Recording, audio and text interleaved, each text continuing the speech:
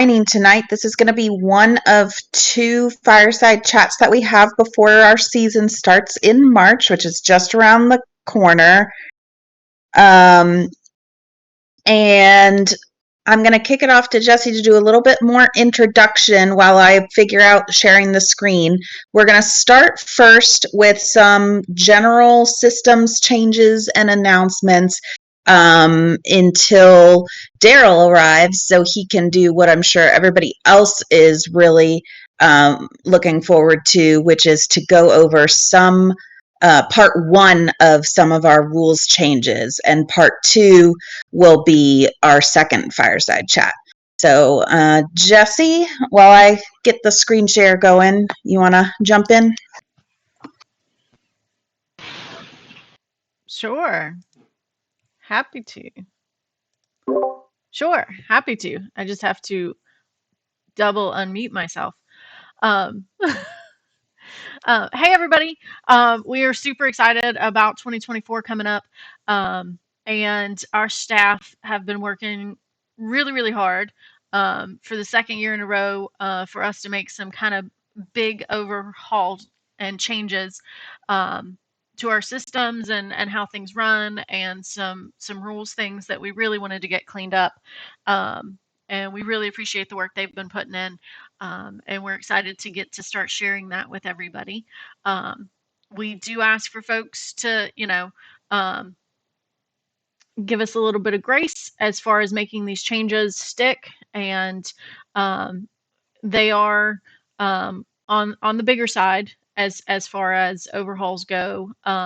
We had great success last year with the crafting system and the changes that we made there. And we've moved on to a couple of our other sections, primarily in the area of our racial abilities, and we are now calling those Ancestries. So we'll go over those changes um, and the kind of cleanup that we did to streamline those, and the legacy and warrior tree systems to kind of bring those in line. But other than the rules, we have made some changes within game systems themselves, and added a few things, and we'll be changing up how we process things, but mostly it's just additions to what you guys are already familiar with. We are trying to listen to your feedback through the surveys, and through emails and your responses to everything that we put out. And so we're making these ads based on a lot of that. So, oh, there it is. Perfect timing. And it is the system stock that you all see? Yes. Okay, awesome. So yes, what you'll see on the screen, we'll post the quick reference document as well in a bit, but what you see on the screen are our systems changes that we have for 2024. The first is we do have a Shadowmoor merch shop, which you can access through our website. Please check it out.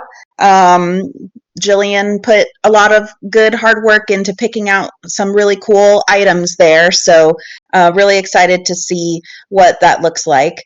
Some things about the merch shop really quick that we don't have listed is when you see the prices, taxes and shipping are currently included in those prices because of the way the integration works between Wix and our print shop. So just don't freak out if it's like, oh, it's not charging me for shipping or something like that. It's already included. Something about this also, we're definitely not trying to turn a profit here, but we're also very much trying not to take a loss with this. So pricing is subject to change, although I think Jillian has also done a really good job doing a lot of the research to make sure that we're covering our bases. So if you do see something, if something's not working or anything like that, you can use our typical feedback forms on the website to submit something, or of course email us as well. But definitely check out our merch shop because we're really excited and I think it looks really cool. Anything you want to add there, Jesse? Nope, just that this is kind of the trial run, and so we're hoping that it works out, and that But if you guys run into any problems, please feel free to email us um, if anything looks wonky to you. But yeah, we're really excited about it. Awesome. So next up, we have what we're calling our Shadowmoor Fellowship Program. Jesse and I were really lucky to take over a LARP that already has a very thriving community that is already caring of each other in a way that is just truly heartwarming. And so Jesse and I wanted to be able to support that as well to the best of our abilities, because we recognize that of all the hobbies in the world, LARPing is not the cheapest. So something that we are introducing is a way to either nominate yourself or a friend by completing a form that is also on the website, for someone who is in need and might not be able to play otherwise. It's definitely not meant to be a reward or a way to just gift an event. It is definitely, we're using our honor system here, it is definitely a nomination for folks who would otherwise not be able to attend. The way these nominations will work is we will randomly select a set of players from the form submissions and contact them privately to make them aware of their free event. The forms can be submitted at any time throughout the entire year, but we'll only be making selections before the start of the season, so between now and March, and then during mid-season, so after June event and then until the August event. The other thing is players will only be eligible to participate once per season, no matter how many requests or nominations they get. So this is also a trial run. We want to see how this works, and maybe we'll make changes down the line to see how it works. But really the intent here is to try and give back to our community because you all are wonderful. So Jesse, did I forget anything on this one? Nope, doing great. Okay, awesome. I also am not looking at the chat since I am sharing my screen, so I'll count on you all to tell me if there's something going on there. Okay. So in that same line of helping our community, we strongly believe that voting is a really important aspect of real life, regardless of political aspirations or anything like that. So we do want to encourage voting, whether it's in local, state, or federal elections, by if you vote, you can get one build, and there is another form on the website where you can submit that. It's only once, so if you vote in the local one and the federal one, first of all, thank you, definitely vote for both. But you will only get one build for one or the other. And all of the build for all of the forms that are submitted for this will be applied after the November event, so you would see it on the books for that March event of the next year. Anything you want to add here? Go vote. It's important. Yes. Okay. And along those same lines, we also want to encourage, not just among our community, but within our local communities, volunteering as well. So we wanted to give the opportunity, whether it's through volunteering your time or donating some extra cash that you might have to get GOB. So if you volunteer 4 hours one weekend or one weekday, you can get 10 GOB per hour, and there is a limit of this for 32 hours per year. And similarly, if you have a charitable donation that you do and you're donating, you can get 3 GOB per $1, the limit on that being up to $80 per year.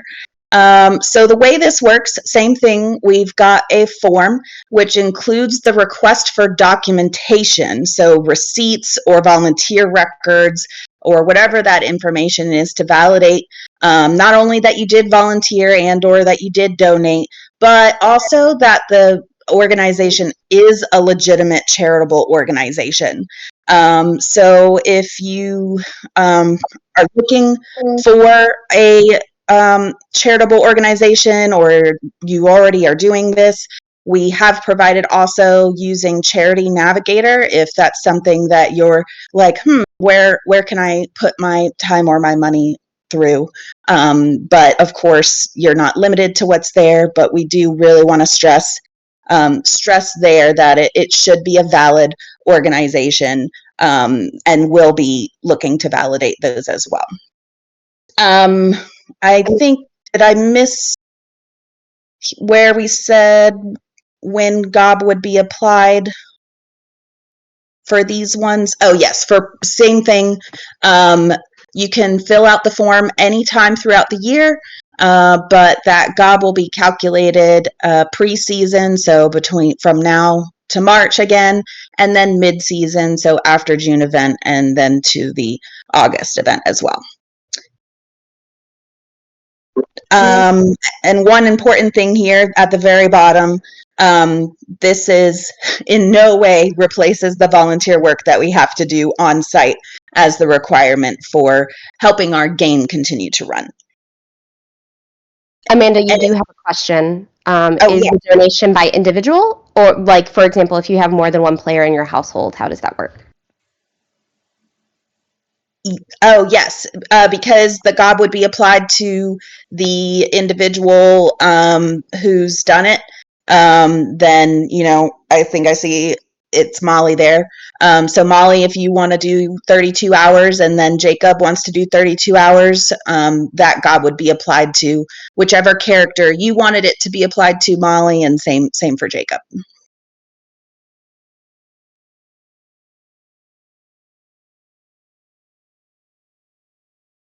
Any other questions on that one, or Jesse, anything I missed there? Nope, you're doing great. Okay, and I think last but not least, before we turn it over to the rules, and I'll say this is selfish for me too, because one thing that I really did miss about the random pulls was getting that envelope and seeing what I got for my monster time that previous event. We didn't want to go back to that, of course, for a lot of reasons, like the extra tags and paperwork and stuff. But what we have added is a GOB store lottery option where you can still kind of get that same thrill. You can essentially, through the GOB store now, there is a lottery ticket where you can either get tier 1 for 50 GOB, tier 2 for 200 GOB, or tier 3 for 500 GOB. And each ticket lets you roll for a random reward. So specific rewards are subject to change as we fine tune this as well.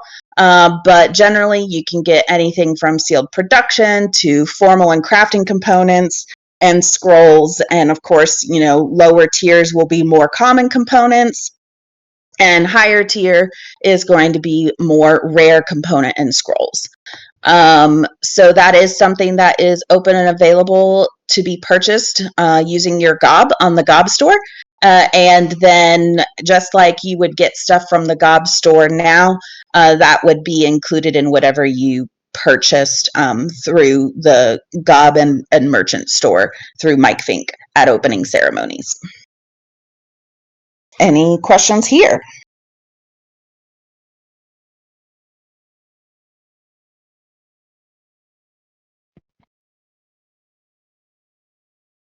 Okay, awesome. One thing that we didn't put on here before I turn it over to Daryl, because it's not a change, but I just want to go ahead and cover it. Based off of survey results, we are not making any changes to what our COVID policy is right now.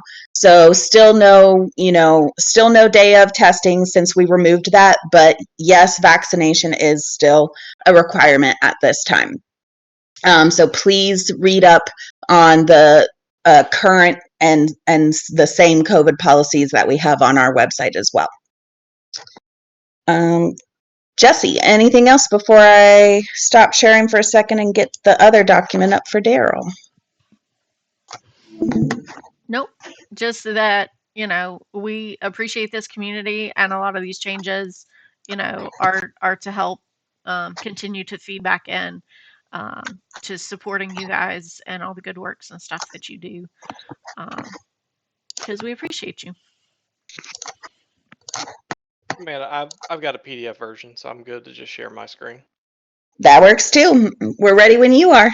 I'll throw in something real quick. Go ahead. Whoever. The GOB Store Lottery. It is already on the GOB Store. Thank you, Jillian. It does have a sneak peek of what the rolls are if you want to take a look at that, as far as what the bell curve looks like for what you can roll for. So, go for it, Daryl. Cool. All right. Thanks, everybody. I am going to share my screen. This document will be posted to the Discord and Facebook groups as soon as I'm done talking and have a chance to log in to Facebook and post it. So you can not worry about taking notes or trying to memorize all this. What we've done for several years now is in these firesides have gone over what I call a quick reference document for rules changes.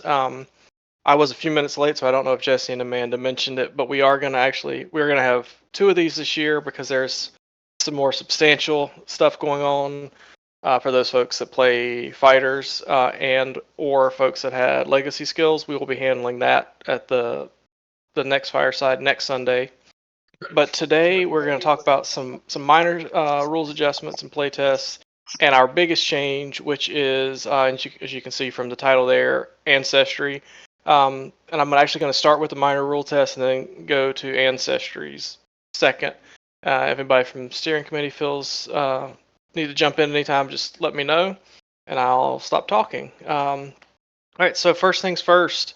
Foci will no longer be required to be bound on your binding card in order to use and have those with you. All other rules regarding use of foci and one-shots remain the same, but for those of you that were not using them because it took up a bind slot, congratulations, you can use them again.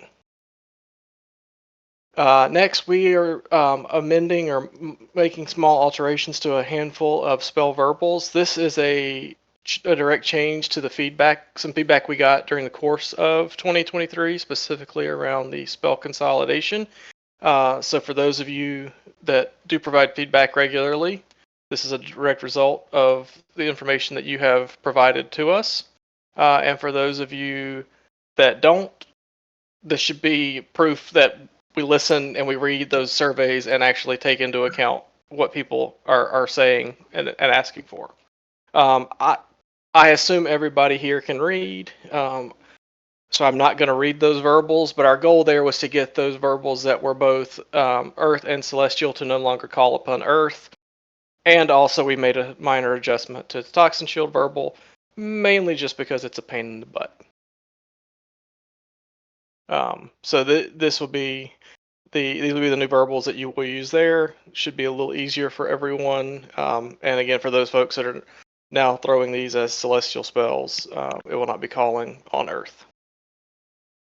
For those of you that have Nether lore, in years past it has stacked with undead lore and greater undead lore for the purposes of bonus damage against undead. For example, if you had undead lore and nether lore, you would be able to call +4 against a greater undead.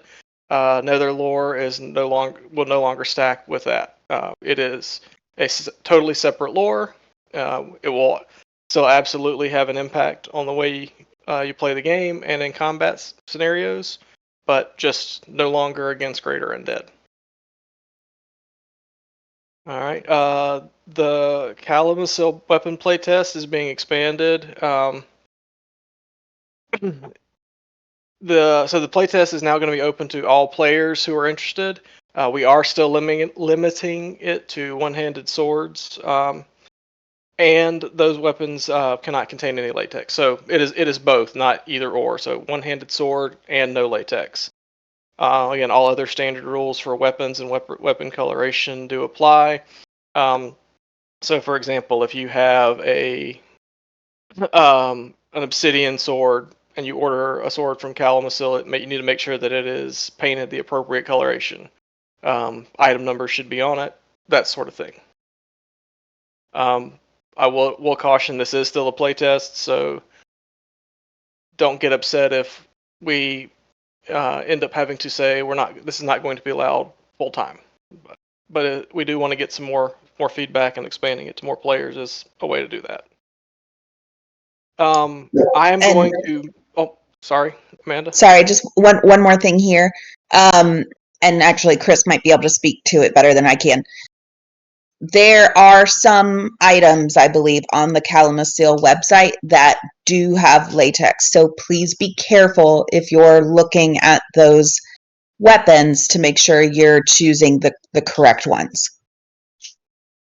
Yeah, to my knowledge, pretty much all Calamasil weapons on the site are no longer latex-based. There might be some other brands that are hosted on the Calamasil website that do contain latex, but they will not be branded as Calamasil. Okay, thank you for clarifying that. So yeah, so just look out for the non-Calamasil ones that are on their website, it sounds like. But even still, just double check as you're making those purchases.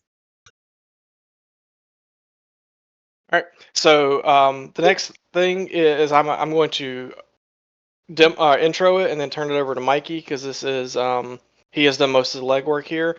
But for those of you that have played, you've seen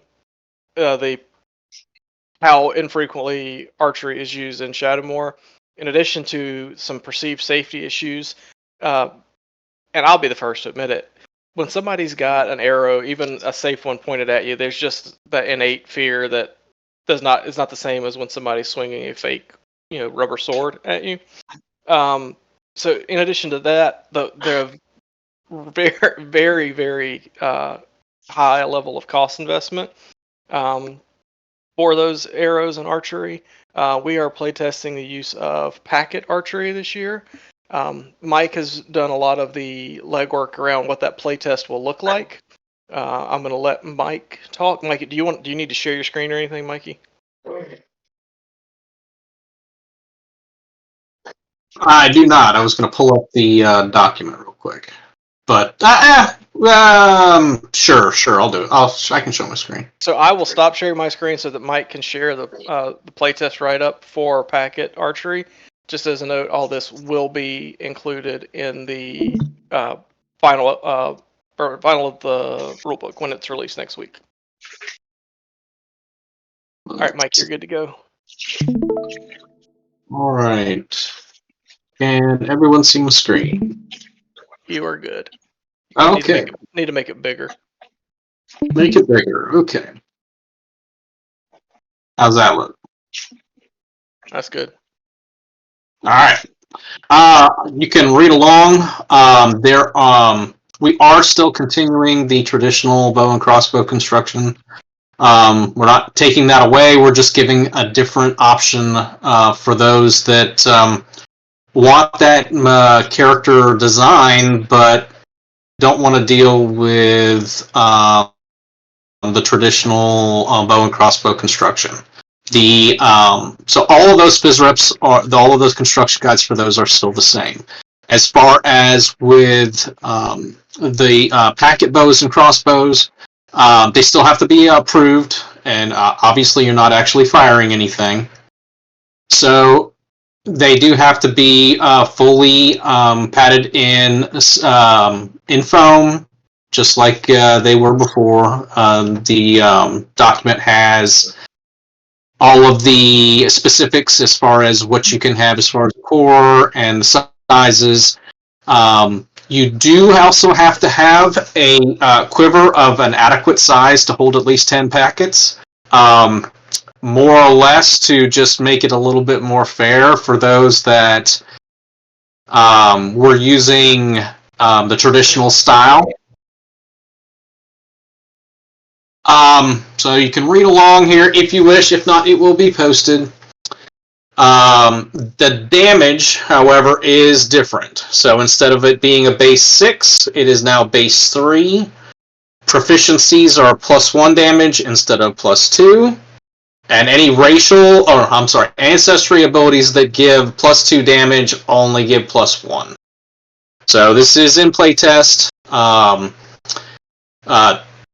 We're hoping that it gets people to use that Legolas style or Archer that we don't really see at our LARP to be a little bit more frequent. The packets can be blocked no different than they were before. You can still, unparryable slays, the whole 9 yards. Okay. You fire a bow or an arrow from a bow or a crossbow.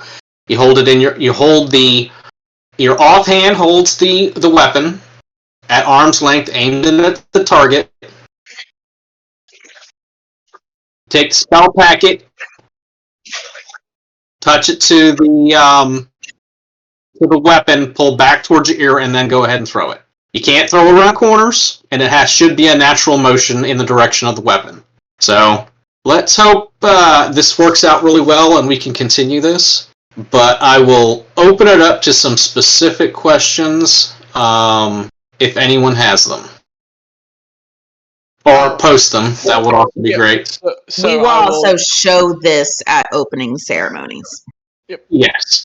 So I will just say it in case some folks are not looking at the chat for whatever reason. Strength currently applies to regular non-packet archery. Will continue to apply to packet archery. To bows. Not bows. To crossbows. Though. Yes, to bows. Yep.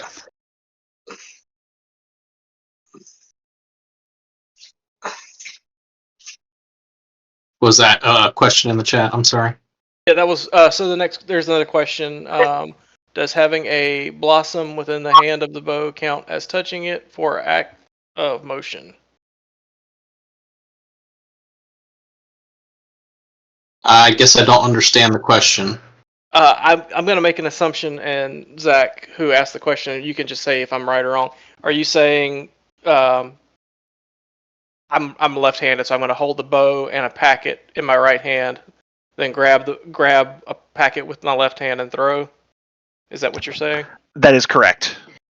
Okay, so I do not think that is the intent, but Mikey, I'll let you answer that because you've done more of the work here. Yeah, that's not really the intent. Yep. The intent is to mimic that draw, touch, Correct. and throw.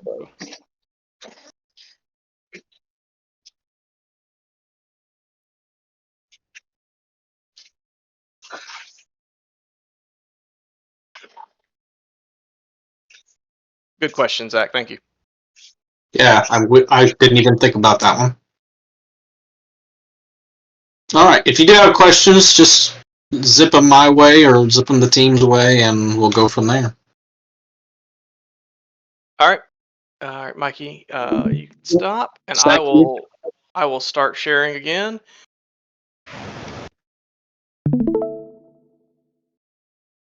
Oh, all right. Okay, so you've heard several of us use the term ancestry thus far tonight. So we are transitioning away from the usage of the word race to describe different beings that inhabit the world of Amroth, and we'll be using or trying to use the word ancestry moving forward.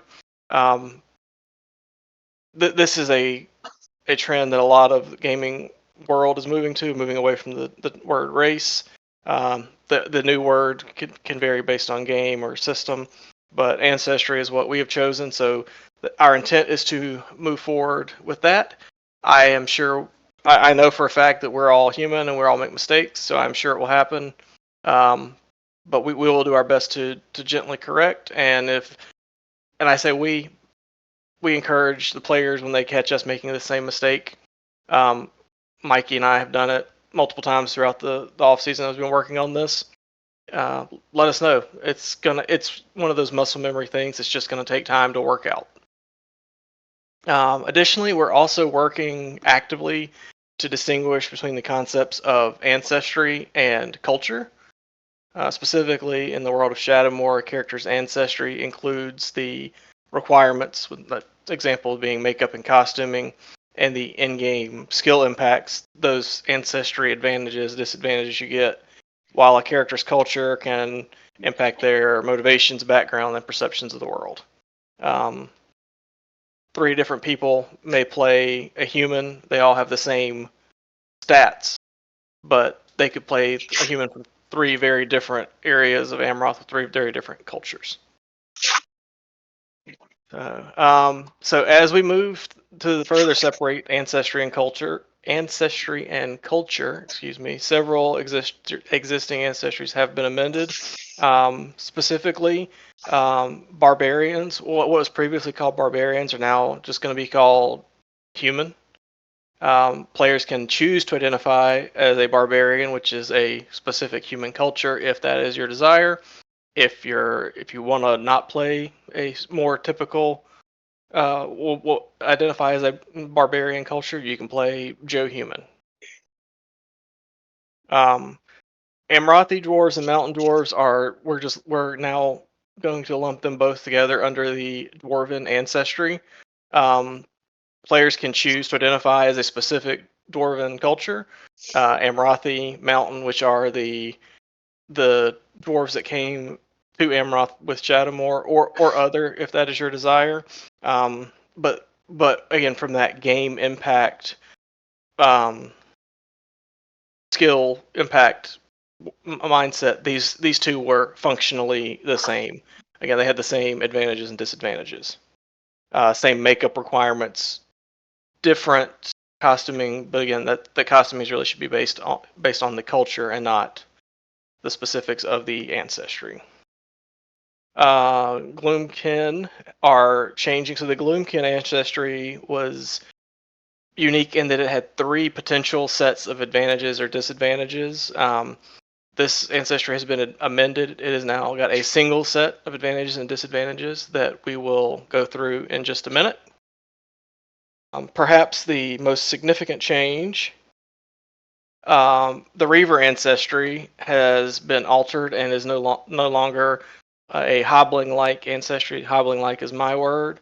Reavers are now a subset or a sub-ancestry of humans, resembling them in physical stature and general appearance. I will note they are intentionally a separate ancestry because they do have a different set of advantages and disadvantages, and there are some makeup and or costuming requirements. A more general statement on makeup ancestries. In an effort to encourage more players to play those full makeup ancestries that take a lot more time to get into play, and you have to really go above and beyond getting ready, we have amended a number of the advantages and disadvantages. The table is below. I'll go through it very briefly. What I will say is I do not have what is in the current rulebook in front of me. I have what's new. As of now, the 23 rulebook is still on the website, so you can absolutely go on the website and look at what they currently offer and what the new ones, the new advantages and disadvantages offer. And finally, we have amended the makeup and costuming requirements of a number of ancestries. Again, some of these are specific to some major changes like Reaver, and others are to help differentiate and make unique.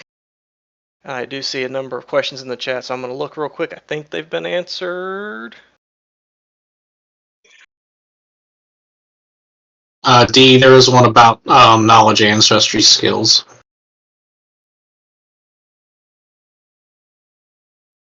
So, so Zach, it's a good question. For Knowledge Barbarian specifically, for anyone that may have that, since that was the prior nomenclature for the Ancestry, if you would like to change that to just general human, I think we will probably be willing to work with you on that. But if you prefer that subset of just that for roleplay reasons or whatever, if you prefer just that culture, you don't need to do anything. Correct. If you want to change it to knowledge human, come see us at the logistics table in March or at your first event.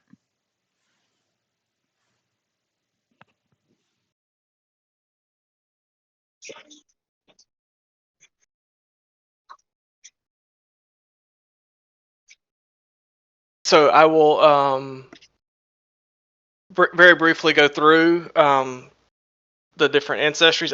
I'll hit the ones that I know we made changes to, but I'm going to be 100% honest with you all. I know I can't remember everything. But Bright Fae does did not have many changes, but it did one sort of across the board change we made for all of the ancestries. There were two that we made for everything. One, there are certain ancestries that have a minus to the maximum body or a bonus to maximum body. So we have gotten rid of the minus to starting or bonus to starting, and that minus or plus is now just to your maximum.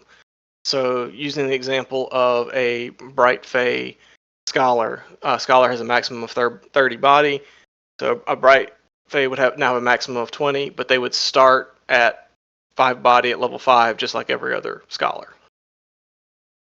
The second major across the board change we made is that there were certain ancestries that were not allowed to play the fighter class.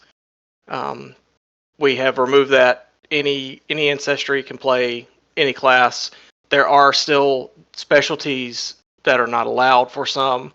For example, if you get the wild hair to play a gargoyle, you will not be a healer or druid.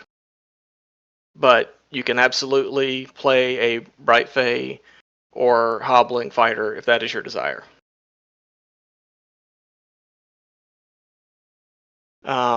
Again, I would encourage you to, once it's posted, take a look.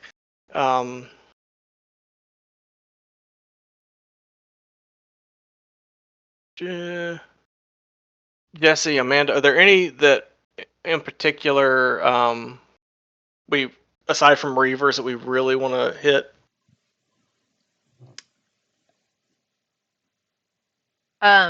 Troll makeup. Troll make, okay, so I will scroll down to Troll. While I'm scrolling, I hit Gloomkin first, but I'll go to Troll in just a second. I did mention that previously the 3 different subsets. Now that's really just one.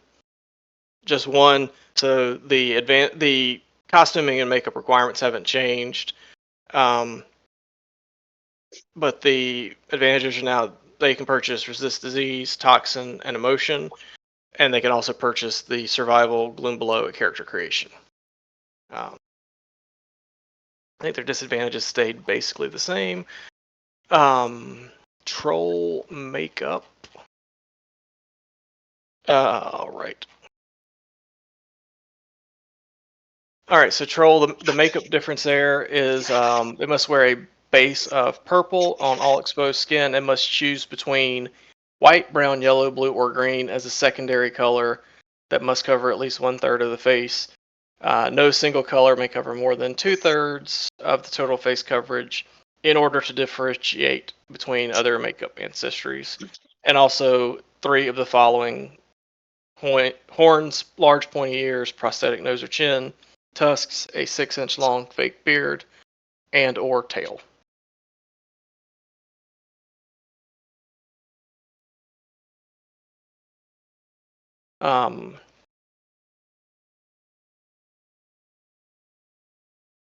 And Jesse, with regards to Reaver, those folks that are currently Reaver, if they do not want to partake in the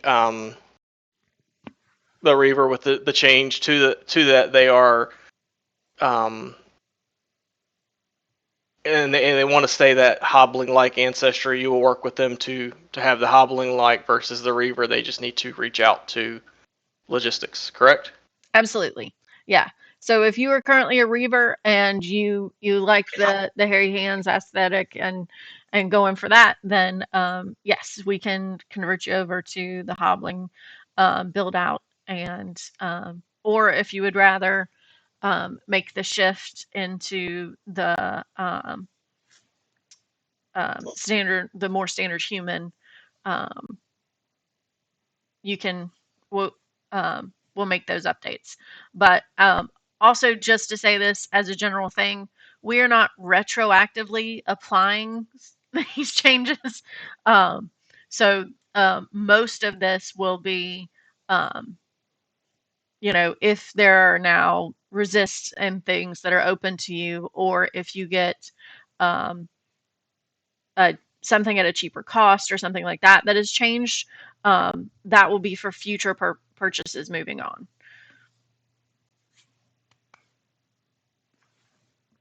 Sorry, just want to throw that in. Yeah, I'll also mention another change we have made to ancestry-based resist, and I forgot this one as well, and I apologize. And I don't know why, but I saw Adam's little Captain America shield in the chat, and that made me think of it. So thanks, Adam. Previously, there were a number of resists that were purchasable, but limited to a maximum of 3 purchases. And I will clarify again, make sure that I'm being clear here. This is only for those that are ancestry-based resists. But those that were previously limited to 3 purchases ever are now once for every 5 character levels. So you can essentially have 1 of those at character creation, 2 at level 10, as many as 6 at level 30, if that is what you desire. The resists that you can get from your specialty columns are still limited to 3 maximum.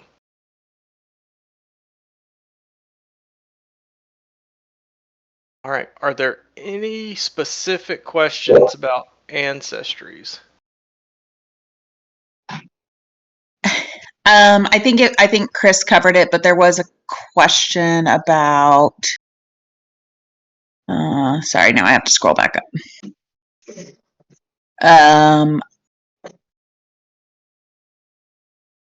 About half orcs having been removed from new characters. Is that right? Yes, half orcs have been gone for a number of years. We just have orcs now, and Okay, they are still in, and they did have some minor adjustments to their advantages and disadvantages as well. So, okay, and then Chris's full response was check out all of the playable races in the rule book on page 165, and it should also be up on our website. All of the ancestry changes should already be up on the website. Yes, so the website, Jillian has worked with me and dealt with a lot of my last minute changes and got the website updated. The rule book is currently still the old rule book from last year. This document, when it will be posted as soon as I quit sharing and drop it in. We'll have the updates, and the new rule book, which will be out by next Friday, will also have the updates. The page number will likely change some. I just don't know exactly what it'll be. One other thing I do want to mention. So all of these ancestry changes have all been geared towards current playable ancestries. So we haven't really made changes to what I call like legacy ancestries that are no longer like an ancestry that you can select at play character creation, but that we do still have legacy folks who are playing those ancestries. If those folks have any concerns or questions about how that might affect them, definitely please reach out to us, Jesse and myself, and we can chat about that if you have any questions about that. If folks who are affected from these playable races, also feel free to reach out to us with questions. But I wanted to call out the legacy aspect of it. Yep. And I would like to take the opportunity to thank. We actually had a group of both staff and players really work through this year. So the folks that volunteered or were voluntold for that group, we appreciate the hard work you put in. And our goal here was really to encourage more folks to play some of these races. I did it already. Some of these ancestries that do have a little more, do require a little more investment, both in time, makeup, and costuming. We wanted to make it a little more bang for the buck, so to speak. And we hope we've done that. While I'm as guilty of it as anybody playing a surface elf, it is nice to see folks play other ancestries with that stand out a little more.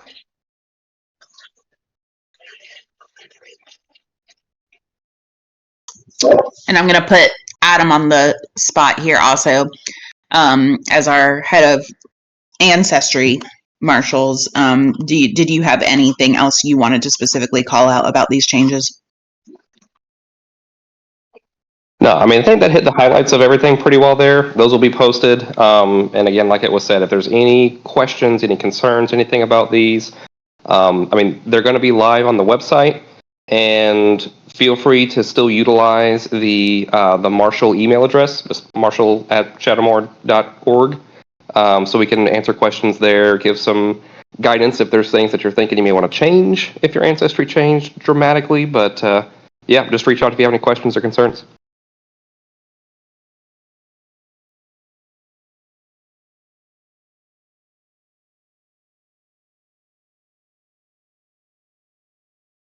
We do have a couple folks talking or typing, so I'll wait for a second.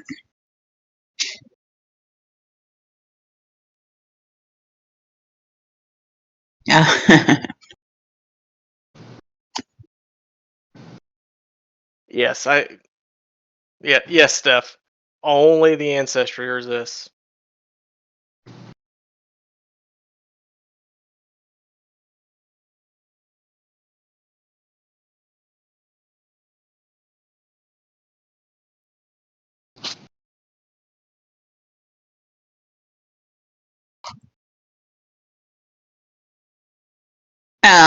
Yeah, so I think Jesse covered this, but Jesse, correct me if I'm wrong. So it won't be retroactive, but if you now have a new resist or the cap has been removed, you can now go forth and purchase as normal. Yes, correct. Nothing will be retroactive except if there are race changes required for Reavers, as far as just what they're called and those types of things. But as far as if you used to get or now get a crafting thing for cheaper, your future levels will be purchased at that rate, but we're not going backwards on builds for anything.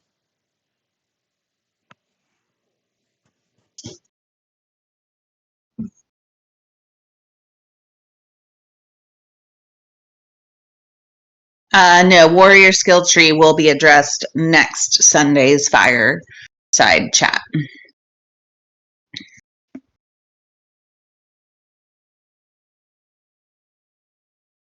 And Nate, I definitely hear you, but be patient for a little bit longer. We can't really talk too much about it yet, but be patient a little bit longer. There will be some opportunities in the future to capitalize on these changes in a way that doesn't involve all of the paperwork that we would have to do for 100 plus players to update their ancestries.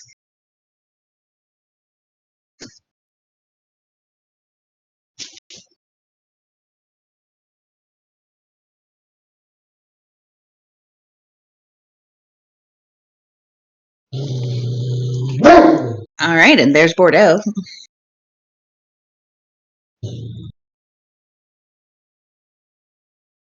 Daryl, All is that right. the last of the changes? That is all we have for tonight. I think we all knew tonight was going to be quicker than next week. Yes. This one is just. This one I believe is recorded, so it will go. Jesse will make sure to post it in a little bit if for folks who haven't or weren't able to attend or just want to review this one. As we stated, the documents will go out after this meeting, and many of them are already updated and live on the website as well, with the exception of the rule book, like Daryl stated.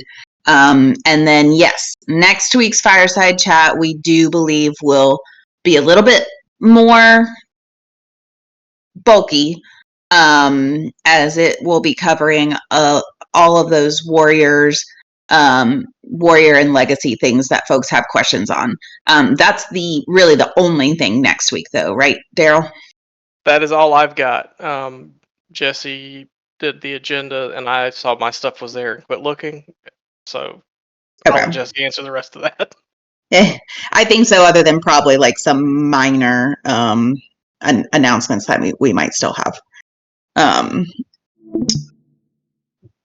With that, I think the only thing left is definitely come to our workday. You can see Bordeaux actually right there. I decided you guys get a picture of her. But our workday is this upcoming Saturday, February 24th, I believe. It will begin at 11 a.m. and plan for it to go to 4 p.m., although if it ends early, yay. We will be providing lunch. It'll be pizza and some drinks. And the various things that we're planning, in addition to the typical trails and cabin cleanup and stuff like that, we're hoping to get some window panels from the park. We'll see. And we're also hoping to maybe do some significant repairs on one or two buildings, like that Nang Lodge that has an unsafe porch. So tools wise, well, no promises. The park has not promised yet that we get the windows, but we have asked. And let's see, Jesse, what other things were there? We were planning on checking out that Lowtown Lodge to make sure it has electricity.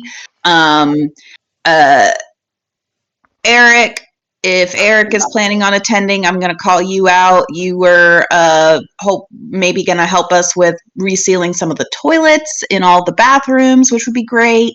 Talk about that a little bit. Sorry? Am I okay to talk about that a little bit? Sure. In regards to that, I am planning on being there.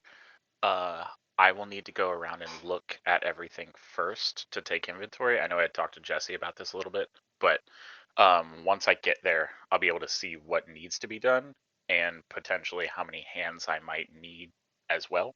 But I'll let you guys know. So, and as far as perfect. tools, I'll bring all my own tools, so we should be good on that front.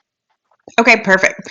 So really, I think the only tools potentially could be like a leaf blower, since we try and get the leaves off roofs.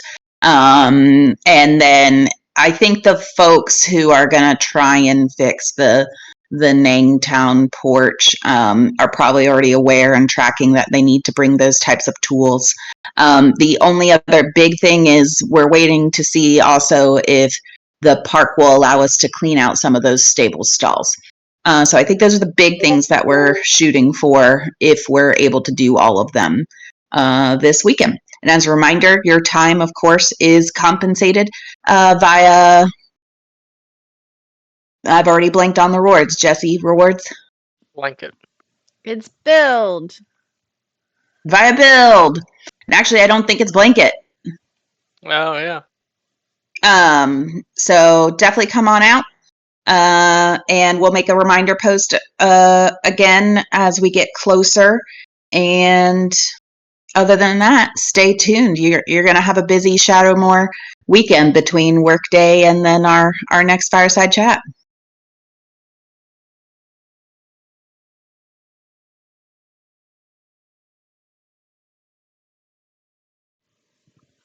Oh yes, and cleaning out the tavern. Yes. So whatever Evan and Anna need for our tavern.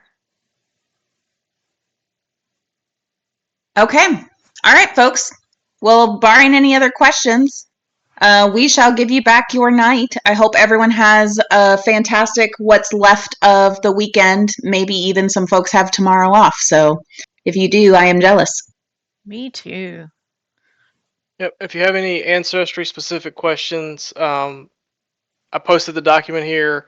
Adam has the email for all the ancestry marshals. Please just read. That's the quickest and best way to reach out to the group that would have the answer to those questions.